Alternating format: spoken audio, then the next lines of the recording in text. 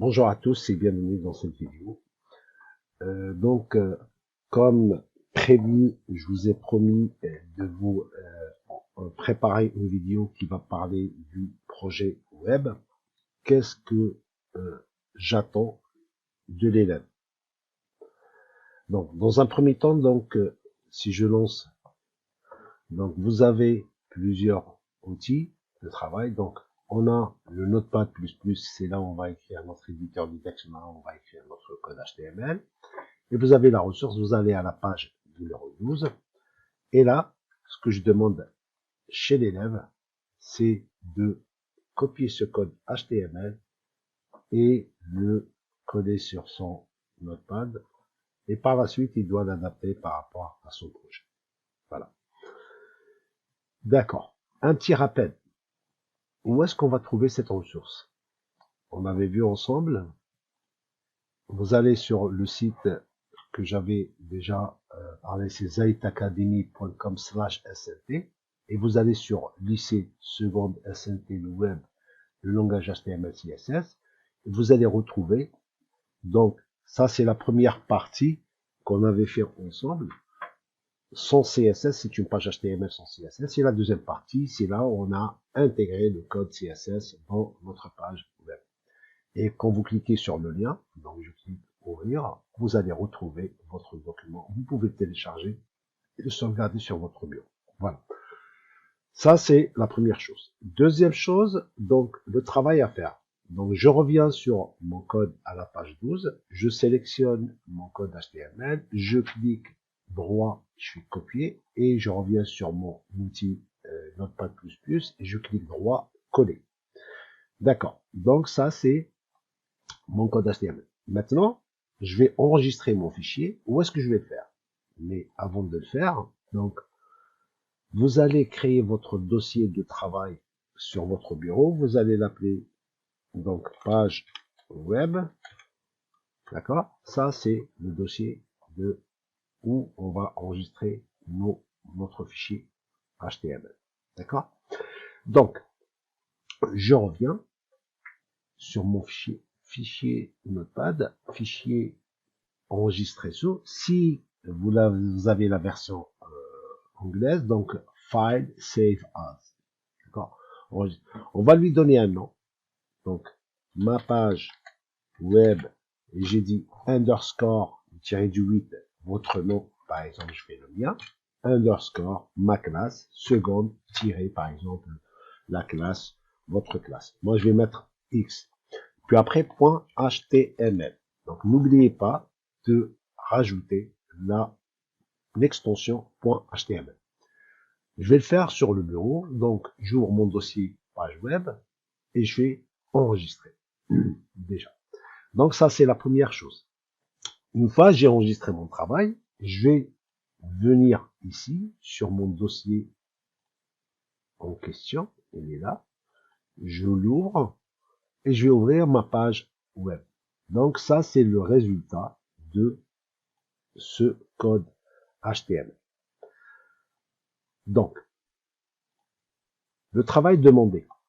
Donc, si je reviens sur mon document, donc vous avez la version d'avant. Ça, c'était comme ça. Et puis après, j'avais posé pas mal de questions, c'est-à-dire suivre des consignes étape par étape. Ça va permettre à l'élève de comprendre qu'est-ce qu'il est en train de faire exactement, le sens des balises, etc. Donc le H1, le H2, la balise ING, et si vous voulez télécharger une image, etc. Et voilà, afin d'accompagner l'élève pour qu'il puisse mieux comprendre et pratiquer de plus en plus, c'est-à-dire le code HTML. S'habituer avec, se familiariser avec le code, avec les balises HTML. Bon. Donc les résultats demandés, c'est celui-là. Mais qu'est-ce que j'attends de l'élève? De l'élève, je ne veux pas, moi personnellement, c'est-à-dire de me copier le code et puis après me le renvoyer, d'accord? Et me dire, voilà mon travail. Non, c'est pas ça. C'est que vous allez faire, ça c'est juste un exemple pour vous expliquer des étapes, étape par étape, hein, et puis après, arriver à un certain résultat. Mais moi, ce que je demande de l'élève, c'est qu'il doit créer ou choisir un sujet qui le tient à cœur. Par exemple, vous allez parler d'un club sportif, je sais pas, club de foot, club de tennis, basket, etc. Une personnalité. Sinon, vous pouvez faire votre propre CV. D'accord? Donc, tout est valable. Pour moi, le plus important, c'est de respecter en fait justement l'étape et commencer à manipuler ce fichier HTML. Bien sûr, en appliquant et ça, ce qu'on va faire ensemble. D'accord? En appliquant par exemple la feuille de style et je vais vous expliquer à quoi ça sert. Ça, c'est le résultat. Donc, si je commence bien par, ici j'ai un titre, j'ai un sous-titre, j'ai un paragraphe, un sous-titre, j'ai une image, mais elle n'est pas là, elle n'existe pas, parce qu'elle est absente. Et puis après, j'ai un lien hypertexte. Et j'ai une liste, dans la dernière ligne, elle est alignée ici, à droite. Donc, si je commence par le titre, Alfred Musset. Donc, on lui avait attribué une balise H1, header 1, et vous voyez ici dans la feuille de style, c'est que j'ai H1, donc je lui attribue une couleur ici, c'est vert, et puis après, je dis, tiens, voilà, il faut l'aligner au centre, d'accord? La même chose, H2, et le paragraphe, donc j'ai dans les couleurs, et j'ai demandé qu'il soit aligné au centre. Au S, c'est la liste. Et puis après, vous avez image, d'accord? Et je dis margin-left 86%, c'est qu'elle est alignée ici.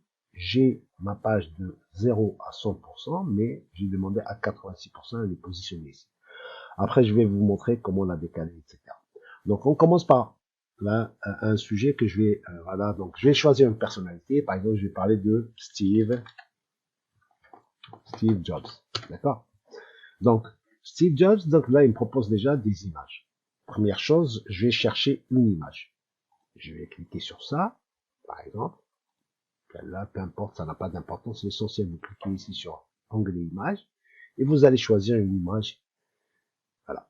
Comment afficher une image ou intégrer une image dans mon code HTML.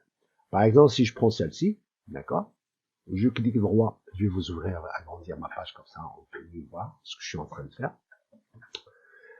Je clique, par exemple, ça, pas terrible, celle-ci, elle est pas mal. Donc,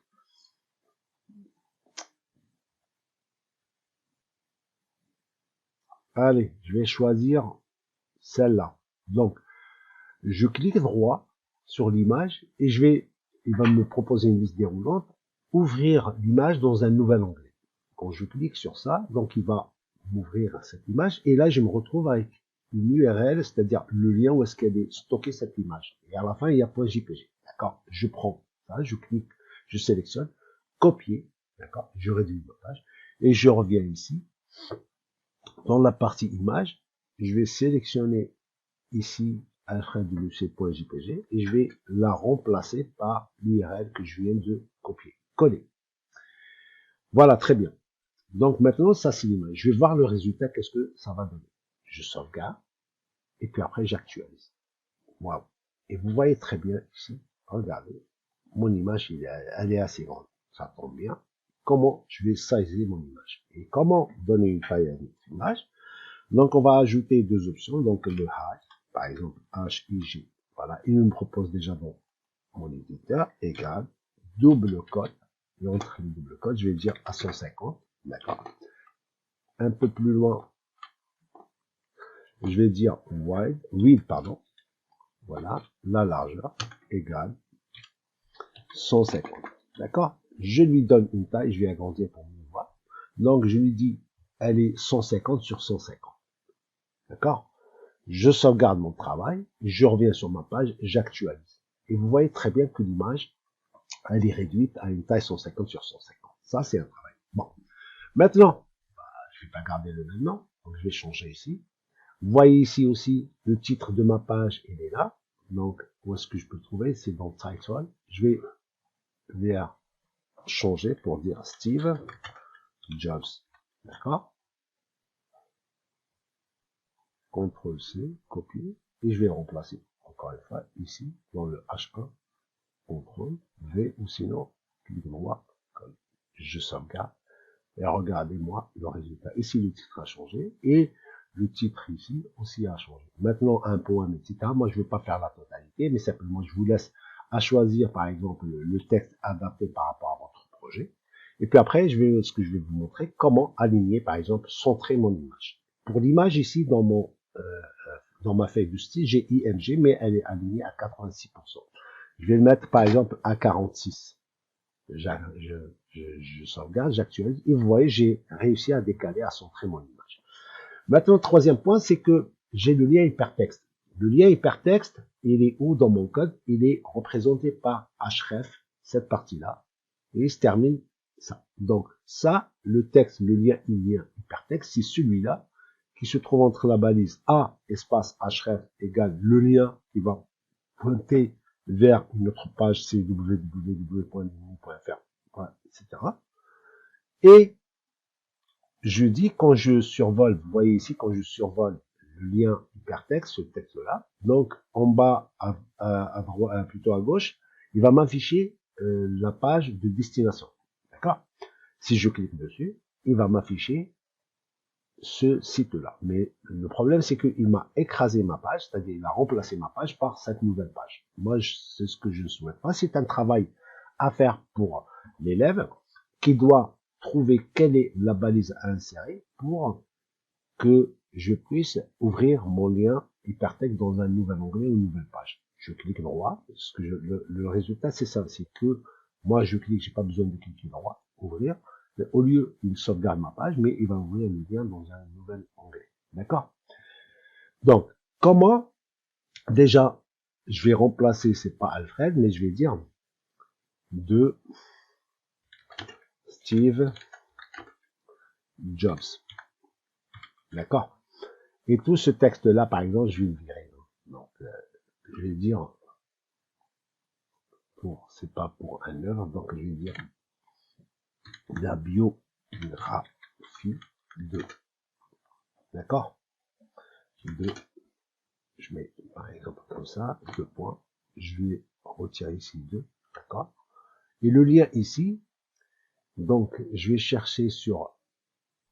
Je vais cliquer sur le. Et là, vous voyez très bien que la biographie de Steve Jobs sur Wikipédia, par exemple, je prends ce lien. Donc je clique droit dans la nouvelle. Et ce que je vais faire, moi, je vais copier ce lien-là. D'accord? Copier. Et je vais revenir sur le lien ici. D'accord? Parce que c'est celui-là que je dois remplacer. Voilà. N'oubliez pas de laisser entre les doubles cotes, hein, guillemets ouvertes et fermées. Hein, donc, et je clique droit, coller.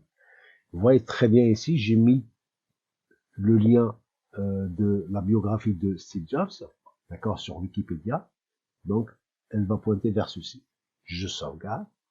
Donc, je reviens sur ma page, j'actualise, et vous voyez très bien ici. Donc, ici, j'ai fait une petite erreur de espace. Voilà. Je sauvegarde, j'actualise, et vous voyez très bien. Voilà. Je vais carrément retirer dehors. Donc, c'est pas, puisque je l'ai déjà mis ici, je sauvegarde, comme ça. Biographie de, voilà. Et donc, quand je clique sur ça, il va m'ouvrir, il va remplacer ma page Wikipédia de Steve Jobs par ma propre page à moi. C'est pas le travail. Enfin, il faut faire un lien, mais comment trouver la solution? Donc, il faut juste rajouter quelque chose ici pour dire, il faut m'ouvrir l'image, plutôt ma page dans un nouvel ordre. D'accord. Maintenant, je reviens sur cette liste-là. Cette liste-là, j'ai mis OL. Donc, je vais mettre par exemple à 36. D'accord. Je sauvegarde, j'actualise et ça décale. Et la liste ici, elle est tout ce qui est en rouge, hein, arrête les points ici. Je vais la mettre par exemple à 6. J'actualise, je sauvegarde. Et vous voyez très bien que ici j'ai aligné. Par contre ici, quand je clique, ça fait pas partie de Steve Jobs. Donc moi je vous demande soit de mettre une liste. Vous mettez qu'un seul lien, hein, donc voilà. Quand vous cliquez ici, donc il va vous ramener sur il ne faut pas jurer de rien. Donc c'est un travail, c'est une œuvre de Alfred Musset. Donc moi ce que je veux, c'est par rapport au lien avec votre personnalité ou votre club ou votre sujet que vous avez déjà choisi. Voilà donc le travail demandé, c'est ça. Ce que je cherche, c'est une page web. Vous avez mis un titre, un sous-titre, un paragraphe, une image et un lien hypertexte. D'accord? Même si vous ne mettez pas la liste, ce n'est pas trop grave. L'essentiel, il faut que ça soit un lien hypertexte, parce que ça aussi c'est des liens hypertextes. Si vous mettez celui-là, qui ouvre vers un nouvel onglet, c'est très bien. D'ici là, je vous souhaite très bonne année, meilleurs vœux. N'oubliez pas d'envoyer vos travaux sur la messagerie de LinkedIn. Au revoir.